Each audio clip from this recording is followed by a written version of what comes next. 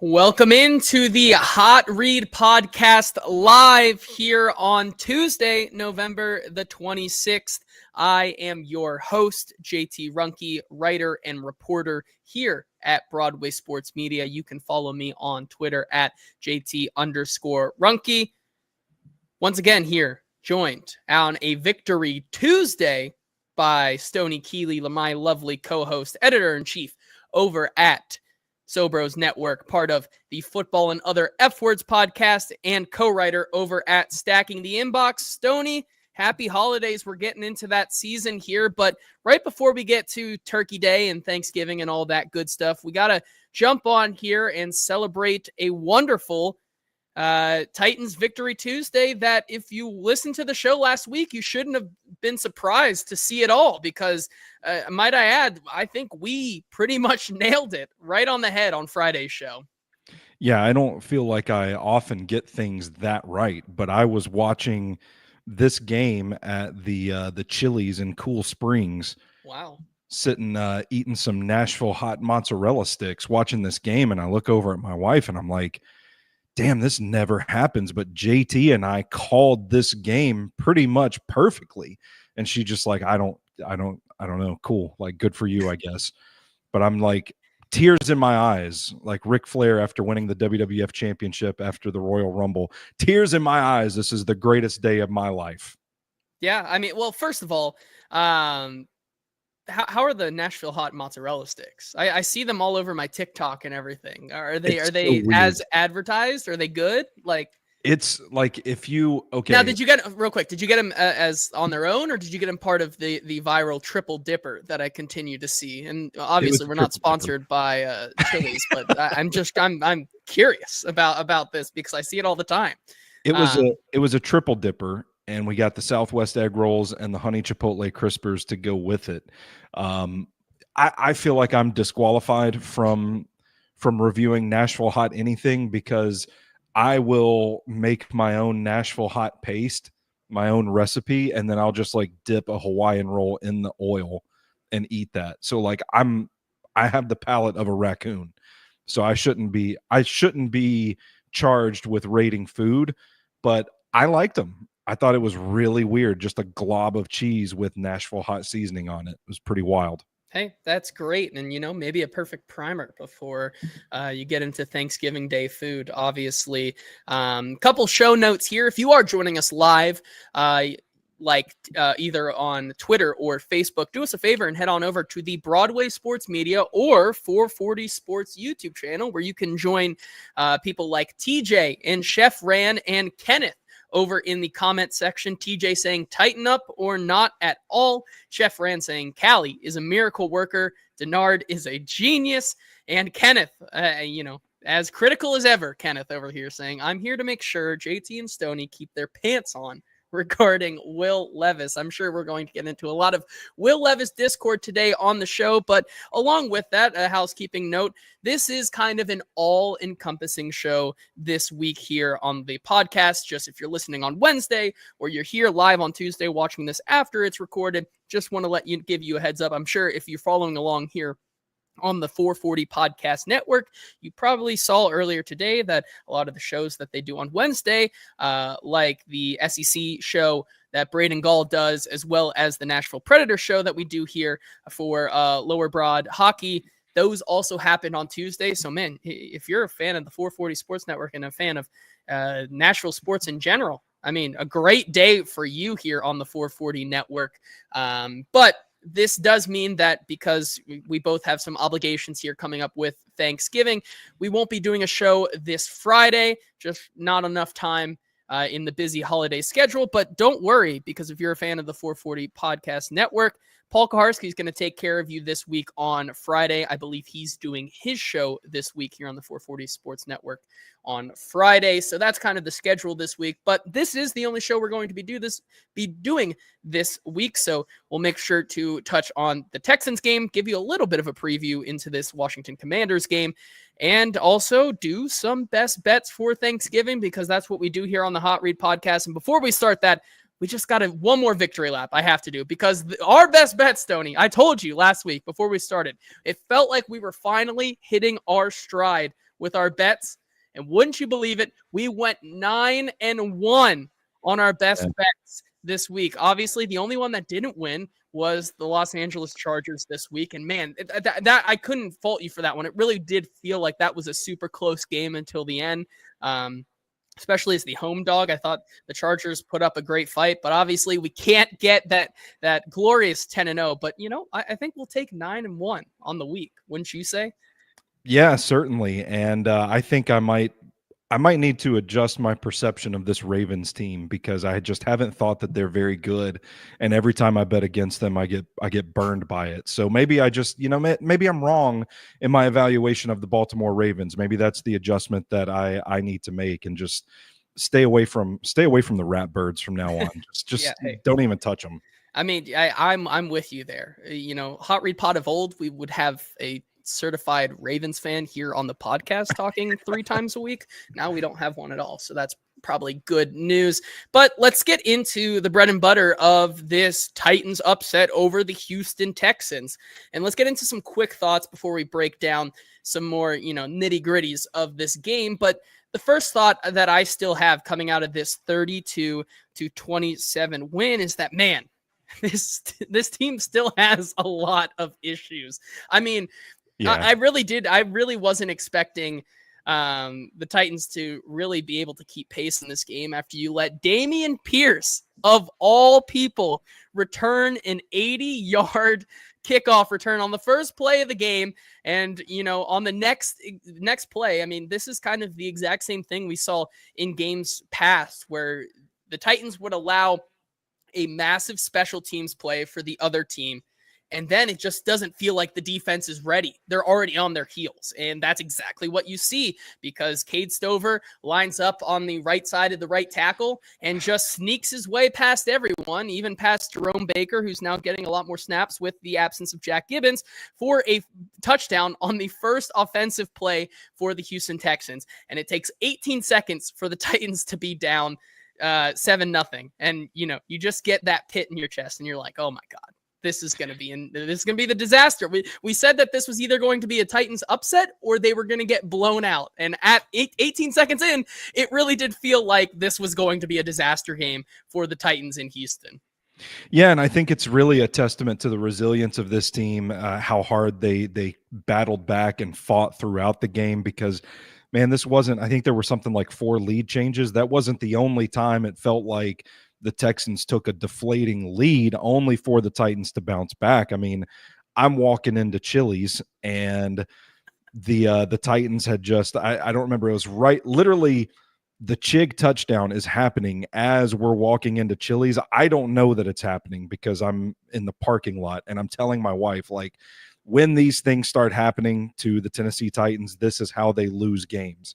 So I'm in my head thinking, like, the game's over. I'm going to go eat these cheese sticks and just drown my sorrows. And then I walk in and I see Chig celebrating in the end zone. And I'm like, wait a second. This team's like bouncing back. They're fighting through it. And it's funny how these things work in the NFL, where you still have these glaring weaknesses on special teams that I still maintain is just because this roster is incredibly thin and you don't have a lot of talent out there on special teams. It's not something that you can resolve until you can add more players and just keep rotating guys, get some new talent in there. But when you start to win games despite those issues, it's kind of funny how, for the most part, people are willing to forgive them. People are willing to brush it under the rug a little bit. And I think this win is just a testament to this team's ability to bounce back, to fight through that adversity. And I also think that it's a strong signal of the messaging from the locker room that Brian Callahan has not lost this group, like some people have been saying on social media, that people have been critical of his leadership style. But look how hard this team fought in this game to pull off the W. You can't convince me that they don't care about their head coach.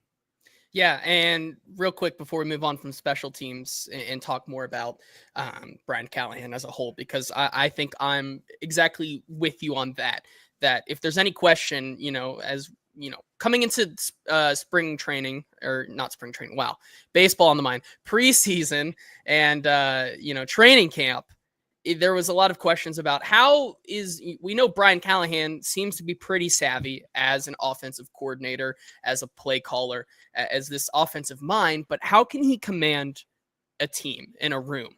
And it really feels like through it all, this is a team that continues to have his back. And so I'm exactly right there with you that, the resilience of a team like the Titans really comes down to Brian Callahan seeming to continue every single week to push a message that keeps these guys bought in. And especially on a week like this week, where it wasn't a surprise, where after the game that that they were pushing the message that Amy Adams-Strunk needs a win this week in Houston. Like, we have to get her a win, and that she has apparently tears in her eyes. She gets a game ball after the game. Like, this was a game that I think Brian Callahan was trying to get his guys ready for, and, would scratch and claw tooth and nail through this entire game to get that win. And that just shows you what kind of leader Brian Callahan is, as well as the kind of play caller he is. And we'll get on to all that. But yeah. Yeah, and just to add to that point, you and I have been watching the tape. We've been coming on this show. Our buddies Zach and Easton have been watching the tape, doing their shows. We've been talking about the bones are good for this offensive system, and you can use that in the classroom when you're trying to teach guys. You're reviewing tape. You see, as a player, like, you see these instances on tape, like you and I see, where, man, if this just would have fallen a certain way, if protection had just held a second longer, then this would have been a massive play. Like, those are positive things. It's not like this doom and gloom that some people think it's been, just because the record's been bad. The plays have been there on the field to be made. They just haven't executed upon them. So from a motivational standpoint, it's easier, I think, if you're a player, to say, hey, this stuff's working. We just got to hit on it a little bit more.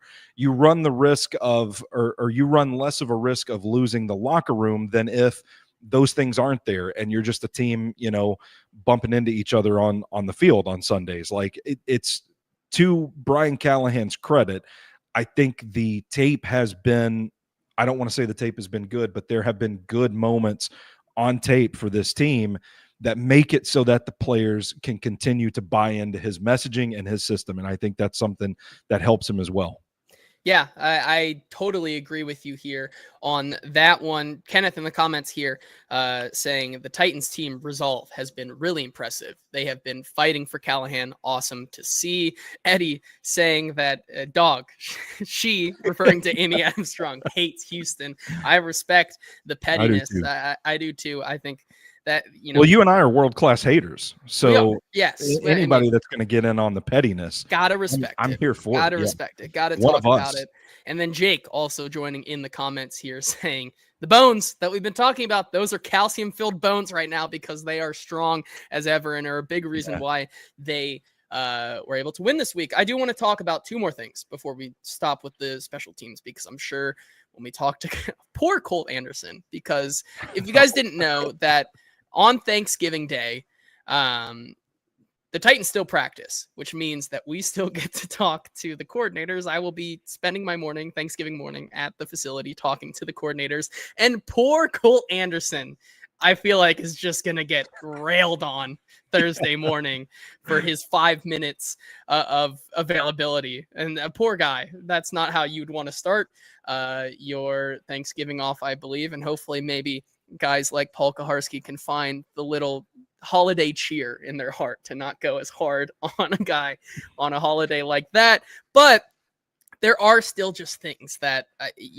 you don't really like to see, and things that I think we kind of could have seen coming as well. TJ with a great point in tongue in cheek, but he says, I choose to take it as Cedric, being Cedric Gray, just wanting a hug, and Damian not being a hugger, wanting to avoid it at all costs. Obviously, I posted this on my Twitter account earlier this week as well, talking about on that play, the first play from scrimmage, Cedric Gray's first snap, of the season, just cannot wrap up Dameon Pierce and allows him to bounce outside when the play should have been over. And that exactly led to what ended up being an 80-yard start for the Houston Texans. And so as much as people want to keep saying, let's see what Cedric Gray has, let's see, I mean, that's pretty much, as I said, I've really have not been that high on seeing Cedric Gray get a lot of looks, because that's literally his first action he's seen since he's been here. Like, he did not play in the preseason.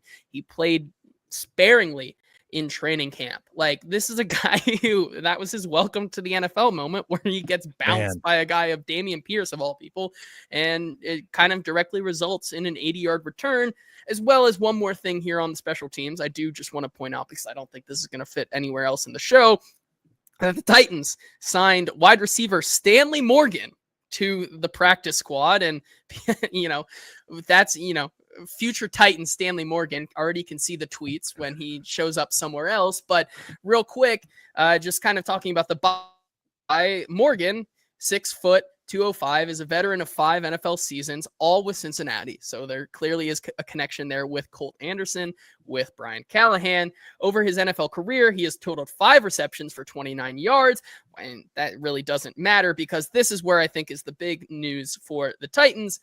While also posting 30 special teams stops. Morgan led the Bengals in special teams tackles in both 2021 and 2022, registering 11 stops each season. Certainly seems like, to your point, Stoney, it feels like this team has just not necessarily been good enough and does not have the bodies on the roster to put up a decent fight on special teams. And it certainly seems like, at least, the Titans are going to continue to try and fix that special teams position here with churning dudes like Stanley Morgan. And exactly. It feels like they're churning dudes, especially with the IR, with L'Jarius Sneed and Jack Gibbons going to IR. Certainly there is room to churn guys like a Stanley Morgan. So we'll see if that has any effect there as well. All right.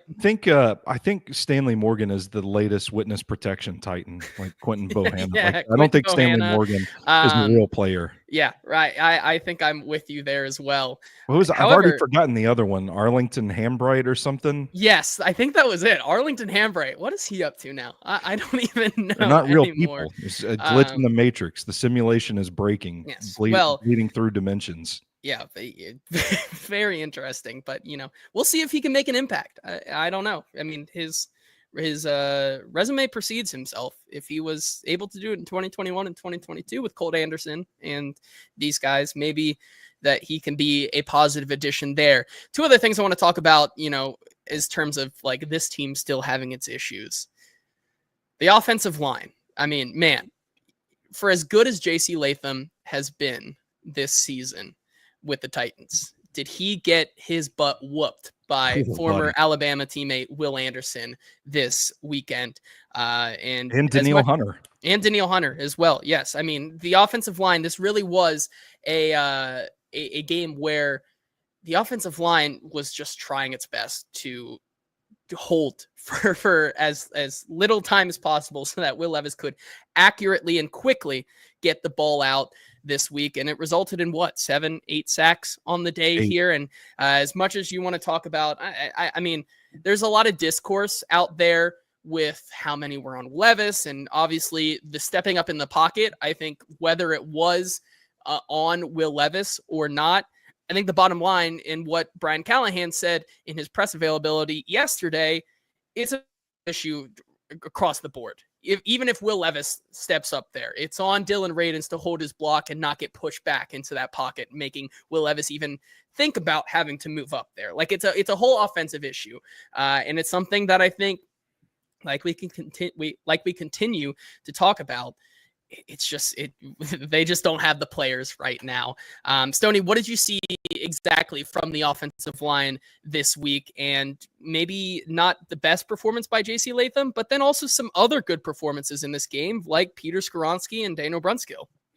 Yeah, absolutely. And I think there were moments that NPF didn't shit the bed, and that's progress for this offensive line. I think it's progress for this offensive line as a whole, JT, that we can sit here and talk about J.C. Latham having a bad game and the Titans being able to sustain it enough to hold on and win the game. And like Chef Rand points out, 1 sack in the second half, 7 of those 8 came in the first half, and they came out in the second half ready, wheeling and dealing, and they did what they had to do to win the game. I thought JC Latham particularly struggled with the inside counter. Not really sure if that was a coaching thing for him to get out wide, get out to the edge, and open up the inside lane for some of these guys. I think the broadcast mentioned it, like, you got to play a little tighter and maybe force the guys to beat you outside. But then Danielle Hunter beat him outside as well. I mean, this kind of felt like the first time we saw a little crack in the armor of JC Latham and dealing with speed, handling speed. And they couldn't really allocate resources to help him out because they were helping NPF on the other side a lot. But that said, protection was still good enough to win the game. They ultimately did. Peter Skoronski, I thought, looked pretty good. I thought Daniel Brunskill looked pretty good. And I think Dylan Radens is starting to get back to that pre-injury form where he was on a steady rise. There were a couple of moments in this game where I do think he greatly aided the Houston Texans in getting a sack. But I think, the troubling thing when we talk about football sometimes, when we break down these games, like I've been called a fence sitter before, but it's because like there's very few moments in football where you can genuinely place the blame for a play going wrong on one person, solely one person. And I think it's frustrating for fans to hear it, like you want the scapegoat, you want somewhere to place the blame when things go wrong. And it's just, in the case of these 8 sacks, it just felt like it was a little bit of everybody. It felt like it was a little Will Levis, a little JC Latham, a little Dylan Radens, a little NPF. And it's people don't want to hear this. And I know I keep coming on here and just spouting off positivity. I'm a ray of sunshine and all that, but I think it's a good thing that the offensive line, as much as they've improved over the course of the season, still put what was, I would consider, a shaky performance out there, and the Titans are still able to overcome it. I think we talk about the improvement of the offensive line, but I think this is encouraging for the Titans offense as a whole, that they're kind of figuring out how to work around those liabilities and still move the ball and score points. Yeah, no, I definitely agree with you there. And TJ saying JC definitely had his share of welcome to the NFL moments from Daniil, even though we are weeks in. I think that is it's still high praise for a guy who we're 12 weeks into the season. And JC Latham finally had a game where we were like, man, he just wasn't that good today, which I think is still a pretty, positive remark there, especially in a win. I still think it's good that he can have a game as bad as he had on Sunday, and the whole thing doesn't just completely unravel for this offense. Yeah, as Eddie said as well, because the guy right next to him, Peter Skoronski, Big Pete, is coming along nicely. I believe he only has 1 pressure in the last 9 weeks or something like that. I think that was the stat I saw. It's something very low, and that's a good development, especially when we were having some major question marks about him earlier in the season. Let's talk about Will Levis and the game that he had, because you can go back and look at his first performance ever against the Atlanta Falcons. You can look at his game he had against the Miami Dolphins a year ago in that comeback win. For me, this was Will Levis's best game as a Titan, I think, by far. You look at just the stat line, 18 of 24, 278 yards, 11.6 yards per completion there, 2 touchdowns, 1 interception, which was once again just not a good interception. That was the big knock there, and that almost derailed the game for him. Obviously takes 8 sacks for 41 negative yards, 65.6 quarterback rating, and a 123.3 passer rating. The big thing for me, though, is he starts 11 of 12 in the first half, which is huge. And, that obviously he starts 11 and 11 on his first couple of drives, and the Titans, he doesn't get his first incompletion until I believe it was like 30 seconds, 45 seconds left in the second half after they get that interception on CJ Stroud. So he was pretty much being really surgical with his looks. And I once again, the sacks that he was taking on those drives also still are not what you want to see. As Kenneth says, Callahan literally said it's a big focus Levis needs to improve on if he can. I'm not saying that Levis, he looked like a totally different quarterback. There still were many things wrong with his game. And I'm also not going to say that it was really Will Levis dialing up these looks. I think a lot of it, as I kind of went through on this video piece I did yesterday for Stacking the Inbox, a lot of it was the play calling from Brian Callahan, getting him those first read targets to Calvin Ridley, getting that ball out on design screens, a lot of manufactured looks for Will Levis in this game. And I think that has to do a lot with what Brian Callahan was able to do in his day yesterday. But mainly, you know, Will Levis still, if you can get that kind of performance out of him, you can kind of work with it. Like that's a kind of a performance where even if he has those bad moments, to see him bounce back yesterday, I think from those moments is still what I really like to see. And so continue with this conversation. Here's what Brian Callahan had to say about Will Levis's performance yesterday. I hesitate to make any proclamations of anything like that, but I've just been really happy with the way that Will's progressed. He's played winning football from that position really over the last 3 weeks, and it's just like to see it continue. And I think there's some things for Will that he can do better. There's a couple of things, just even progression-wise for him, or getting his eyes to the right spot faster, to where he could play really well. You know, he played a really good football game. I think there's another level for him when it comes to finding the completion, taking less sacks. Some of those things were situational. I know one or two of them we were sort of in field goal range, and I was very kind of strictly instructed him to, make sure we're being smart with the football, and he's just trying to make sure we didn't take any major losses. So one or two of those, he just sort of runs up in the pocket. But I think everything that he's done, the progression he's shown, the growth that he's shown is really encouraging, and I'd like to keep it going. And I think there's still, again, another level that we can get to and unlock.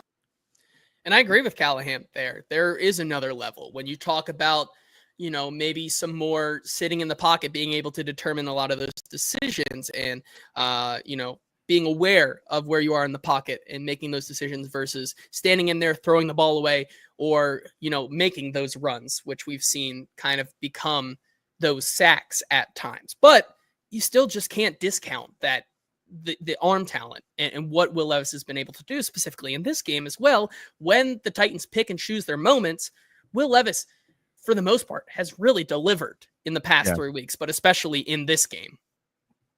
Yeah, and I think Brian Callahan's doing him a tremendous favor in his play design and his play calling. Like the chunk play that went to Calvin Ridley down the field, like that's a scheme, that's a matchup thing. Like they're running the ball well this season, so opposing linebackers are having to key in on Tony Pollard. Tony Pollard is a huge piece to this thing, a huge supplement to what Will Levis is doing in the run game.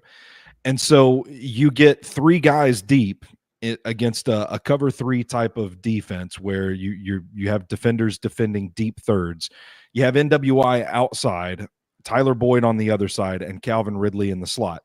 By the time those three receivers get down to the deep thirds, you've got one-on-one matchups because you've sent three wide receivers deep.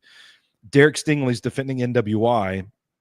Across the field's Tyler Boyd, leaving Calvin Ridley one-on-one with a safety that is not Jalen Petrie, because Jalen Petrie was out of the game at that point. Levis has the arm talent to hit those throws. And as they continue to run the ball effectively, it holds linebackers up so that they're not going to drop and go down the field with these receivers. And you can play this sort of numbers game to your advantage and create matchups. And Levis is starting to see those matchups. The protection is holding up long enough for him to hit those throws. And so Brian Callahan, Nick Holtz are starting to organize and call these plays as well. So it seems like this beautiful, beautiful merging of all these ingredients. Like we put them in the crock pot back in August, and now it's time to eat the chili, baby. Now it's time to have a delicious dinner. And that's what they're doing. And Will Levis, to his credit, is executing upon it. I'm with you. I still think there are moments that he's got to sense the pressure better. He's got to be a little more aware of what's going on around him. Still have to cut back on the the crazy interceptions and stuff like that. But those moments are happening much fewer and far between compared to what was going on at the beginning of the season. And I think we tend to hold on to those things from earlier on in the season, don't really, as fans, change our minds a whole lot. I think the worse you start the season, the more that kind of sticks in your crawl as the season goes on. And I just think everybody's starting to push this thing together in the right direction. Yeah, I definitely would agree with you. And what a great what a great analogy there. You know, putting the crock pot together, getting the chili together, perfect for the Thanksgiving season as well. Chef Rand saying Levis has a higher ceiling than I thought. Eddie saying Levis has been playing so well, I haven't even looked up Drew Aller highlights for the past 2 weeks. Which, by the way, not to out you, but it seems like Drew Aller could be sneaky one of your favorite quarterback prospects in this draft, which I think is an interesting conversation to have. That's one of my shadow takes. I've been keeping to myself. I haven't really put it out there just yet. Well, but we'll let the people. I'm sorry for outing you. Yeah, we got time as well. We got time. We'll see what he does this week as well. Kenneth saying when people said Levis could imitate Josh Allen, this is what they meant. The arm talent was on full display. I definitely agree with you there on that one. But, you know, I think you said it perfectly. Putting the ingredients together in the crock pot, getting it ready for a great chili and maybe a Thanksgiving dinner to have with friends and family. But before we continue, you know what else is great to have with friends and family and stop by right before Thanksgiving? That is our wonderful and amazing sponsor, Sinkers Beverages and Bluegrass Beverages, who have been serving the local East Nashville area for over 40 years. They are a 4-time Best of Nashville Liquor Store of the Year.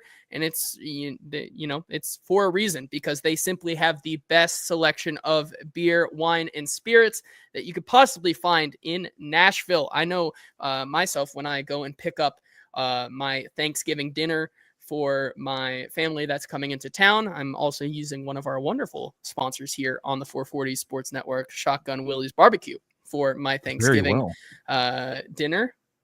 But when I'm out there picking it up tomorrow, I'm also going to take a stop over at Sinkers Beverages to pick up some good stuff and, you know, maybe even see what kind of special benefits they have, because just like me, you got to get in on the in crowd, their special members only list that gets you special allocations, benefits, and bi-weekly tastings that you can only know about if you join the in crowd. Got to give them a follow also on social media at SinkersBev on Twitter and sinkers.nashville on Instagram. And if you can't make it out there tomorrow, you know, if you just have too much on your plate, don't worry. They deliver the booze to you. Simply search Sinkers on Uber Eats, and they drive so you can drink responsibly this holiday season. Got to give a special shout out to our wonderful sponsor as well, Bluegrass Beverages, their sister store out in Hendersonville, who have been serving that area for over 50 years.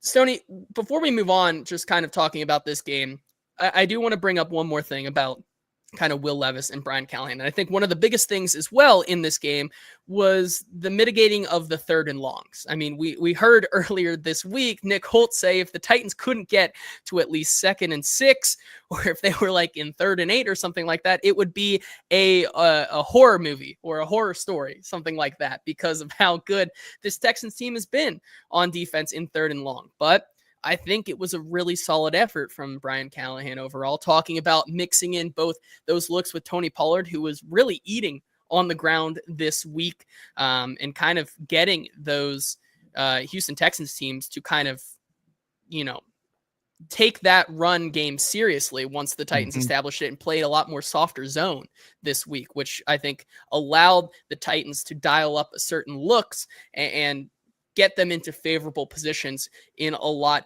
of this game. Here's what Brian Callahan had to say on the Titans' successful day, mitigating those 3rd and long opportunities.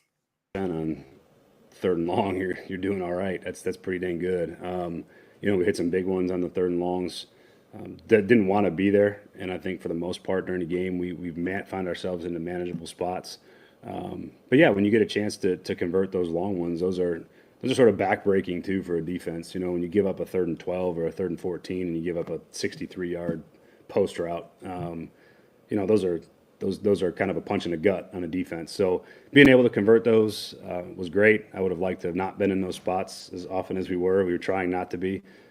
But, you know, when you get in those spots, you got to make the most of it. And going 40% on 3rd and 7+ or whatever it was is a good day when you're in those spots. And, again, we didn't want to be there, but we executed well when we had to. And I think that is a testament to both Brian Callahan and Will Levis. The ability, you know, when we talk about this Houston Texans team being super just threatening on those 3rd and distance situations, the kind of attention that the Houston Texans had to give to a lot of these receivers and the kind of plays that Brian Callahan was calling really just goes back to that point about the bones of this team kind of showed up and everybody was executing with what Brian Callahan can really bring to the table, which is an explosive offense that keeps the defense guessing. Yeah, absolutely. And I mean, you see the results when things are clicking, when they are efficient on 1st and 2nd down, and they avoid those situations. Like, this is what the offense is supposed to look like. This is what we all thought when Brian Callahan was hired that we would be seeing this season. It just kind of took us a little bit of time to get here. But I go back to what I said about Tony Pollard and the run game. It's that even in losses, and if you want some real positive spin, some real silver linings here, even in losses, you can go back to earlier in the season. They were running the ball effectively. And you and I came on this show and we talked about, why aren't they doing more runs out of 12 personnel? Why aren't they leaning into the run? It's working. It's been on tape enough that defenses still have to respect it. Maybe, you know, it wasn't the most dominant rushing performance against Houston on Sunday, but the threat of the run from which they had seen from this team throughout the season leading up to that game, it held linebackers' eyes and forced their attention underneath, and it allowed things to open up down the field. Now, how defenses adjust to this moving forward is going to be something interesting to watch, because it's the NFL. There's going to eventually be a counter for that. And then the Titans and Brian Callahan and company are going to have to counter to that as well. But for where we are right now, it's the work that's been put in this season and the positives that they have put on tape that teams are starting to play to, and it's allowing them to do other things that are spiraling out of that. Yeah, I definitely agree with you there. Just so much good from the offense in this game. And I think that's where we're going to move on to our next section of the show. Something that we started last week, which I think a lot of people really enjoyed. Oh my, man, that's what I need for Christmas. I need a new ring light because it just goes off whenever it wants.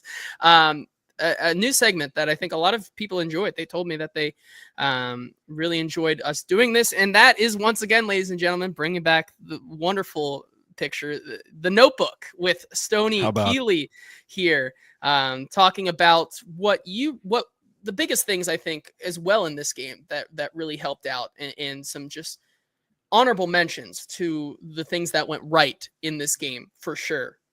You got to start off with T'Vondre Sweat and what he was able to do. I mean, this is kind of what we talked about on Friday, you know, kind of talking about a guy who, if you can get the interior pressure on a pretty gettable offense, like the interior that the Houston Texans have with T'Vondre Sweat and Jeffrey Simmons, you're going to get CJ Stroud into those moments where he just doesn't, you know, see himself be that top 10 quarterback. And that's exactly what you saw this week between CJ Stroud not looking the greatest, and also Joe Mixon, who has been by far their most efficient and effective offensive piece, kind of gets shut down the entire day.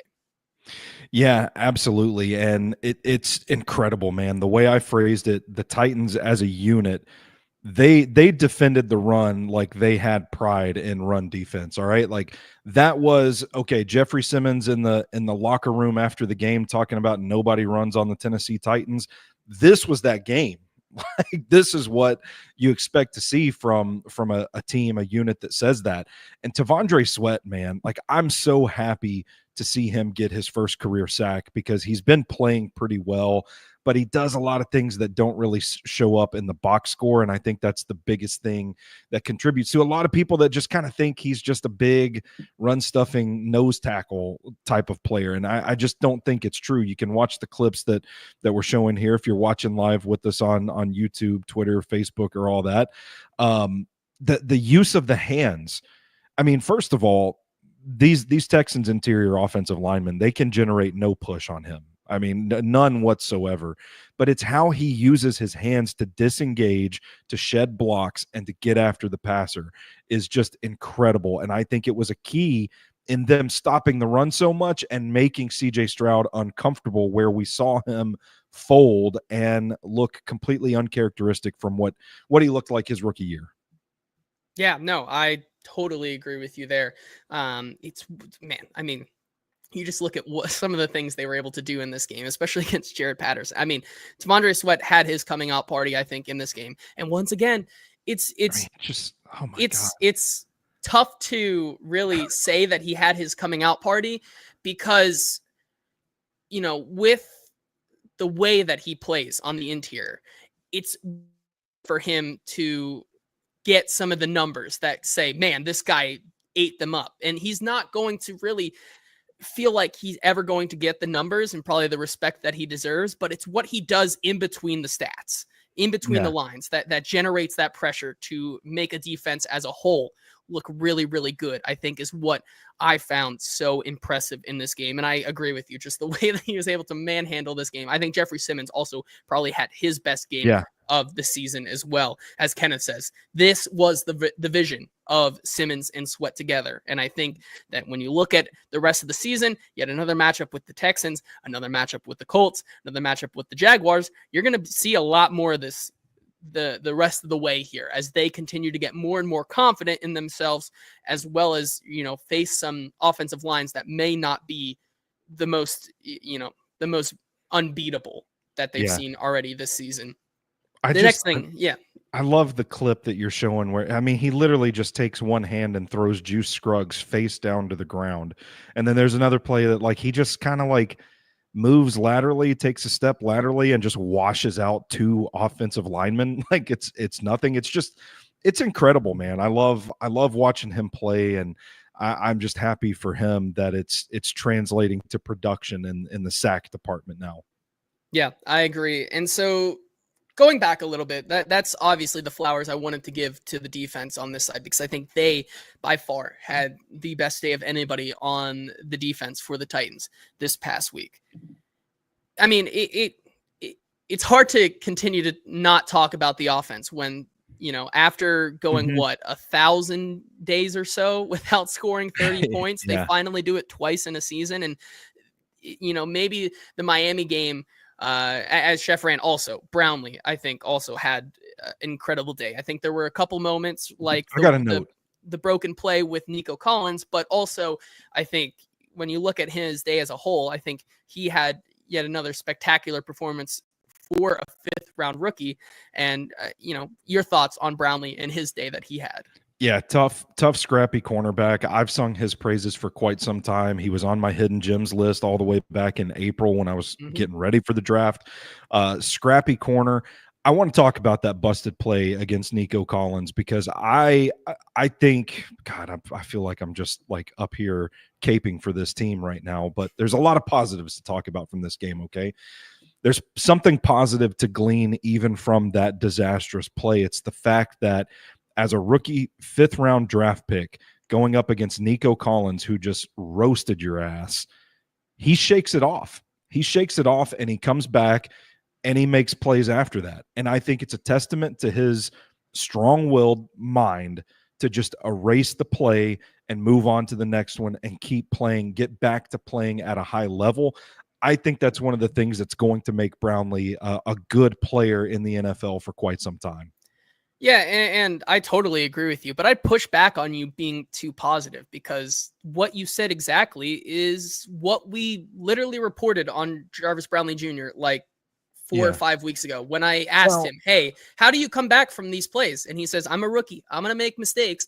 And he says verbatim, but it's the way you bounce back that really matters to me. And that's the emphasis that we've seen from him. So like, I don't think you should be too hard on yourself when we've literally been saying that this is how this guy operates and plays every single week anyways, and that's just makes it so much sweeter to see how he's literally becoming the steal of the draft, in my opinion. Well, I'm just saying too, JT. I'm not doing myself any favors with the crowd that thinks I'm too consistently positive. That every time you come to me with a question, I'm just like, oh, it was awesome. It was awesome. It was awesome. Brownlee was awesome. Levis is awesome. It's awesome that JC Latham got his ass kicked and the Titans still won the game. So I'm not doing myself any favors today for the people that think that I'm too happy and too positive on this team. Well, I hate to burst your bubble, but I'm going to move on to something that I also think was incredibly awesome in this game, which was Brian Callahan's second drive, which I think was an absolute masterclass of a drive for Brian Callahan. This was the drive that I did a video for over on Stacking the Inbox yesterday, where I kind of went play by play and kind of described why I think it was so good. On this drive, you just talk about the ways that they were able to mix up what they do so well, between Calvin Ridley getting those first read targets against Derek Stingley, kind of taking some of that pressure off. His first 2 targets of the game, the first one goes to against Derek Stingley, where he makes a great move, gets them into that second and short position there. But then you bring it up as well, just getting Tony Pollard into some of those positions there where you have him on the early screen plays, where you have, like we've been talking about, Dylan Radins and Daniel Brunskill and that Bill Callahan push and pull scheme, where you just get them out into space here. Where, as Eddie says right here, Stoney really opened my eyes to how complicated Bill Callahan's blocking system is. All these guys are probably still mastering it. You really saw a lot of that work pay off on this drive. I think this is the play right here where you can take a look at it. Calvin Ridley motions out a little bit more. You get it to him. Look how much space he has. And then you see Dylan Radins and Daniel Brunskill just look like bowling balls as they get downfield there to get Tony Pollard into space. And then on top of it, sorry for going on. It's just, I think this is how great this drive was. We talked to Nick Holtz on Thursday, where I asked him, how do you manage the mundane, which I would call this pretty mundane play calling so far? How do you manage that with the explosive plays that you've seen Will Levis make and successfully make over the last 2 weeks? And Nick Holtz said, when you're facing a front four like this, it becomes a foot race between getting the receivers to their spots and that defensive front getting to you and the quarterback. And so we have to pick and choose where we're going to take our spots. And when we do it, we have to hit on them. And so you see this 9 plays of this drive where they are going down the field, getting converting third downs, going to the fourth down, where we once again see the naked boot from Will Levis, something that we've seen, I think, 4 or 5 times this season. Not seeing an explosive play at all. And then, just then, after they get the 4th and 1, that's where you take the top off. That's where you get the defense with their pants caught down, and you see NWI just waltz into the end zone. I think it kind of culminates everything that Brian Callahan does so good as a play caller. And by far, in my opinion, it's one of the best drives we've seen from Brian Callahan all season. Yeah, and that was a pretty nifty move by Nick Westbrook-Akine too. You talk about like tape study, taking advantage of what you've put on tape. A lot of those in-breaking routes had the Texans safety like jumping in, and as soon as he jumped in, Nick just turned that up. It's like he hit the star in Super Mario and just yeah. And all of a sudden he's cruising to the end zone, man. It was it's a thing of beauty, man. Like it's definitely the same also with Calvin Ridley, how he also starts his in-breaking route, kind of commands the little tension from Derek Stingley on that play, and that's where they have him. I think, that's exactly where you get him here. And so plays like that, man, along with what they were able to do with Bill Callahan pushing and pulling scheme that we've come to coin here, when it works, like you said, when it works great. Yeah. And I think that's what made a drive like this and a game like this so easy for the Titans to bounce back when things don't go right. And it's why they were able to get to 30 points. Yeah, and I don't want to get too into the weeds. You tend to lose people when you get too into the weeds, but like I'm studying like trap run concepts. There's been a bit of a renaissance, and I'm like looking at Bill Callahan's trap plays, and I'm like, he's put like Tyler Boyd on the end man and having JC Latham climb to the second level. And I'm like looking at all this stuff. I'm like, okay, both of the guards are pulling here, and I'm trying to make sense of like who's going where. And I'm just ultimately like, what is this even trap? Like I've got to go back to my reference notes that I have, and I'm like, I guess this is technically trap, but I don't know what this is. It looks like I'm reading like the blueprints for some, hieroglyphics. Yeah, I'm not hieroglyphics. I'm a caveman in a cave somewhere trying to make sense of the drawings on the wall. Yeah, no, but I think those are the things where, like you said too, I think it's a perfect representation of what this Titans team can be and the things that they do so well. If you get them to put it together like they do on that drive, it really is hard. It's crazy to think that this team can absolutely dictate the pace of play. And when you get drives like that, that's exactly what you're seeing there. And so I do think that is one of the best things we saw on Sunday for sure. Couple of comments here as well before we continue on. Roshan saying Brownlee is nails. Objectively, a competitive starting corner already. Think he can be a high-end number 2 eventually. Roshan also saying, I love when we don't overthink it and run sneaks with our giant oaf of a quarterback. That's the good stuff. And I think that's another development you've seen from Brian Callahan over the past couple of weeks. Yeah, I want to add a comment real quick about Bill Callahan's run scheme for any of the film nerds out there that might be watching. Watching Bill Callahan's run scheme sometimes is like trying to have the is it inside zone or is it duo conversation on every single play. Yeah, I definitely agree with you there on that one. And so that's going to do it for the notebook this week with Stoney Keeley. Just a little, even though Stoney doesn't want to get into the weeds, I love getting into the weeds here on the show, and that, time to shine there. We got about, I would say, 8 minutes or so left. So obviously we're not, once again, if you're joining late, this is our only show of the week because of things changing around here at 440 because of it this week, and just going out of town and things like that. So let's do a little bit of a look ahead to what the Titans are facing against the Washington Commanders this upcoming week. I had 3 big questions that I just want to throw out there that the Titans have to answer in this game. And it's a game where I think Kenneth brings up a great point here. He says the biggest question I have left is consistency. It can't just be an Atlanta Falcons or Miami game every 8 games. You did it, do it again and again. And I think we've seen kind of some of the shine come off of this Washington Commanders team who has lost 3 straight.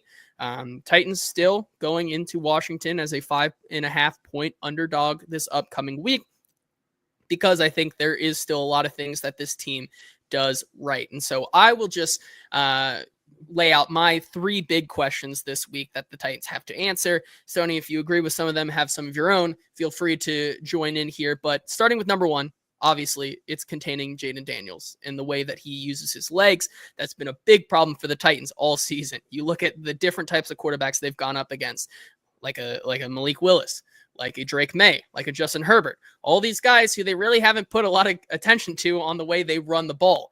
Well, it kind of bit them in the butt over the past couple of weeks when going up against these mobile quarterbacks. Now you have a guy whose bread and butter is running. It's no longer just a side effect of the quarterback play. It's a big thing here for Jayden Daniels to stop that run, and I think that's one of the biggest questions that the Titans will have to answer if they want to win this week. It's how are you going to stop Jayden Daniels? Would you agree? Yeah, absolutely. And I would add also that this is going to be the best rushing quarterback that they've faced all season long by far. I mean, this guy's having a pretty damn good rushing season for a quarterback. He's really quick, really tough to bring down in the open field, pretty electric runner. I think it's going to be a rough game for him if they're allowing him to hit these big runs. And we saw the run defense really bow up last week. I think it's an offensive line for the Commanders that this defensive front should be able to get some wins against. I think if the linebackers, Kenneth Murray has another game like he had against Houston, really, like I said, defending the run with pride, like getting out to the flat and just nipping those screens in the bud, filling gaps and just crowding the line of scrimmage and just preventing a hole from getting through. It's going to be it's a better offensive line than what the Texans had in the middle last week, but it's still a winnable matchup.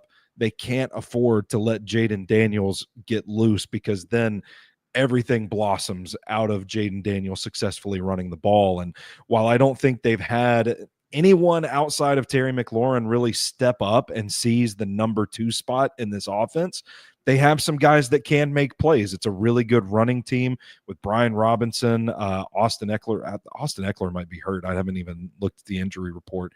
Somebody in that backfield is hurt, but I think both of them are. I think we saw Brian Robinson leave that game with an ankle injury. Yeah. Tried to come back, couldn't, and then it was like the last 2 plays of the game, Austin Eckler takes a scary hit. So that'll be one to watch on, which we'll both have updates on that on our Twitter pages probably this week. So give us a follow over there.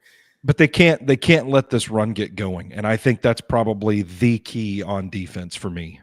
Yeah, I definitely agree with you. And I think you bring up a great point that they don't have a bona fide number 2 target there, but still over the last 4 weeks, the leader in targets for the Commanders has been Noah Brown with 27. Yeah. Right behind him, Zach Ertz, 24, Austin Eckler with 18, and then Terry McLaurin with 17.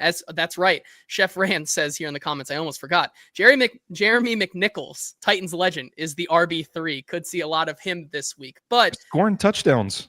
Yeah, scoring touchdowns. The biggest thing for me, though, is you bring up how you have to kind of set that edge on this this Commanders offense.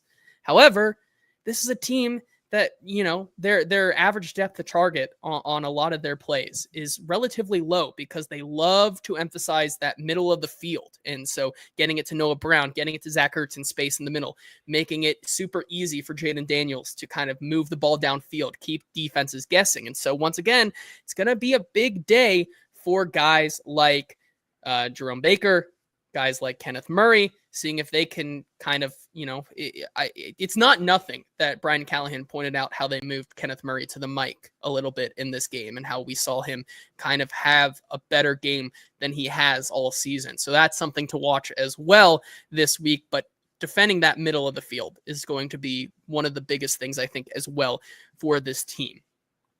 Yeah, absolutely. I think on the other side of the ball, I think you look at this rush defense from Washington as a major weakness and an area that maybe the Titans don't have to go too deep into their offensive bag to control the game, because they're currently 29th in rushing yards allowed per game, 18th in points per game allowed, 28th in success rate, 22nd in EPA per play on defense.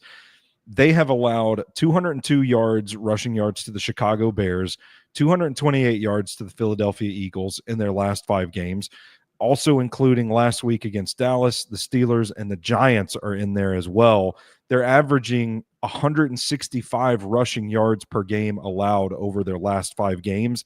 This is absolutely the matchup where if you can, I'm like describing a really boring football game for what people think are going to be like 2 really exciting offenses. Yeah. So maybe the under is a safe play in this game, but it's absolutely a game that if you can shut down their run and you can run the ball effectively, you should be in control of this one, and it should be pretty smooth sailing.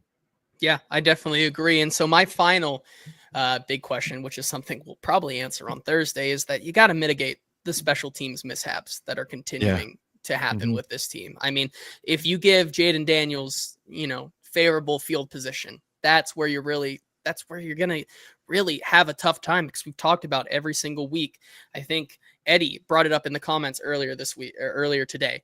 We need to talk about how the red zone defense gives up a touchdown 67% of the time. That's up from 35% last year. You know, you can talk about injuries and talk about maybe it being an underlying problem with Denard Wilson's defense, but I really do think it's just a byproduct of the special teams being one of the worst units ever and giving favorable field position to the Titans all the time. And so that, I think, is one of the biggest things that they also are going to have to mitigate. Stoney, anything else from you on this matchup real quick? I do want to say that the Washington Commanders had some pretty big special teams mishaps last week as well. So like, who's going to bottom out here? Is this a potential get right game for Titans special teams? Who knows? If Washington's going to be the team shitting the bed on special teams, maybe the Titans can capitalize that and get right in their own regard. Yeah, I definitely agree. And so that's going to do it for our quick preview of that game. And right before we go, I know we're about to go over time here on the hour. Thank you if you're still watching and listening to us. We appreciate you here. Give us a like, give us a subscribe, follow us on our podcast page. It all helps to grow the channel and get more wonderful people in here. Can't leave this show without continuing a wonderful tradition we have here on the Hot Read podcast, talking about our favorite bets for Thanksgiving. And we have a few here to bring up. Stoney, I'm going to let you go first because you have a Turkey Day parlay, anytime touchdown parlay, that when I look at it, I really, really like it. Let's see what you got. Yeah, I'm going to go a touchdown from each game so you can sit and enjoy football all day and have steak in the game as well. I'm going to go with a Jahmyr Gibbs anytime touchdown, a Tyrone Tracy anytime touchdown, and a Jayden Reed anytime touchdown. I'm kind of thinking it might be tough scene for the Miami Dolphins, and I don't know who they have that's going to be able to defend a player as versatile as Jayden Reed, and the situations, the matchups that Matt LaFleur puts him in. I think it's a really good spot for a Jayden Reed touchdown in that game. Tyrone Tracy, man, he continues to run hard. It feels like he pretty much is the Giants offense at this point. I think the Cowboys are going to be riding high after that win against the Washington Commanders. Slip up in the run defense, Tyrone Tracy's going to get through, and then Jahmyr Gibbs' speed, getting to the edges on that against that Chicago Bears defense. I just think it's a good matchup for the Detroit running game that's scoring, running the ball pretty effectively like right now. So I'm going Tyrone Tracy, I'm going Jahmyr Gibbs, and Jayden Reed to score a touchdown on Thanksgiving. Yeah, I love it. And then I have either against the spread or over under pick here for all three games. First of all, in the Detroit-Chicago game, I believe the Detroit Lions are 10.5-point favorites at home on Thanksgiving Day. Yeah. It's a little too rich for my blood, so I'm going to take the over in this game, 48.5.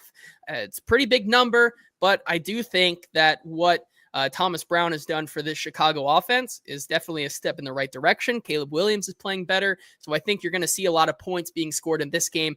But if you still don't, or are still not convinced, the over has covered in 8 of the last 12 Thanksgiving games played in Detroit. So that's a pretty favorable trend there for you. High scoring matchup is likely in that one. In the Giants-Dallas game, I'm taking the Giants plus 3.5 because just like you, I think this is a ride high spot for Dallas where they are going to let down. Not only that, but I do think that Tommy DeVito not being 100% means that we potentially get to see Drew Lock in this game, who I think is a massive quarterback upgrade over Tommy DeVito in this one. So I like the Giants to cover that 3.5 spread there. And then in the Green Bay Miami game, I'm taking Green Bay minus 3.5, even though the Miami Dolphins have won 3 in a row. Guess what? It's a night game in Lambeau. the Dolphins just simply can't play in any game under 60 degrees. And so because of that, I'm going to take Green Bay minus 3.5. To recap here, the over in the Detroit-Chicago game, 48.5. Giants plus 3.5. Green Bay minus 3.5. And then an anytime touchdown parlay, Gibbs, Tracy, and Jayden Reed. And that's going to do it for this packed episode of the Hot Read podcast. Thank you once again to our wonderful sponsors, Sinkers Beverages and Bluegrass Beverages. If you're in need of a last minute fix or help for your beer, wine, and spirits needs, head on over to Sinkers Beverages. They will hook you up to get you right for the holiday season. And that's going to do it today on the Hot Read podcast. For Stoney, Keeley, we will see you next week. Have a wonderful Thanksgiving and enjoy this weekend with your friends and family. We will talk to you on Tuesday.